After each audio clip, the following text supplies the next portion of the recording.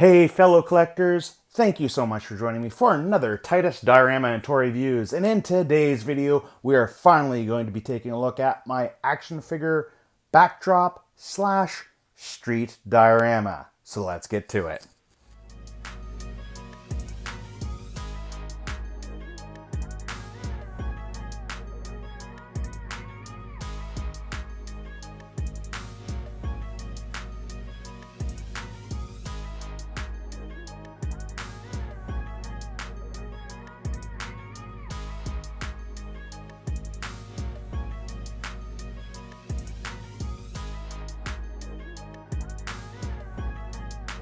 So guys, I'm really happy to be showing off my latest project to you, and I've been looking for a backdrop for my action figure reviews for quite some time. So let's go ahead and talk about the dimensions before we move on and talk about how I actually put this thing together. First and foremost, from the very back to the front of the base, we're looking at 15 inches, and from side to side, both on the base and on the wall, it's 24 inches long.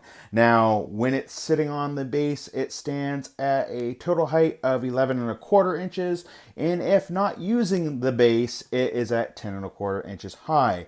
Now, the way that I've designed this one is that I can easily sit it down on a tabletop and it sits flat.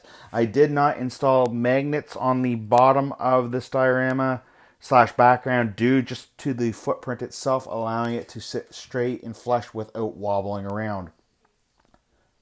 Now, for the material that I used to build this particular backdrop is the same material that I've used on many of my other diorama builds. I basically used a full sheet of the 2 by 2 foot by 1 inch thick blue insulation foam that you can get at Lowe's or Home Depot. I then used foam core board to make the pillars or columns, as well as the bricks and the bottom section that goes along here. And then I used some craft foam for the column toppers and the wall toppers itself. I used hot glue, and I also used tacky glue in order to glue it all together.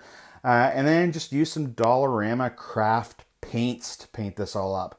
Now, the last thing I do need to do is, of course, put that protective coat of Mod Podge on the actual display in order to prevent it from getting scratched or nicked. Overall, guys, I think it came out really great, and I'm really happy to finally have this guy ready to go.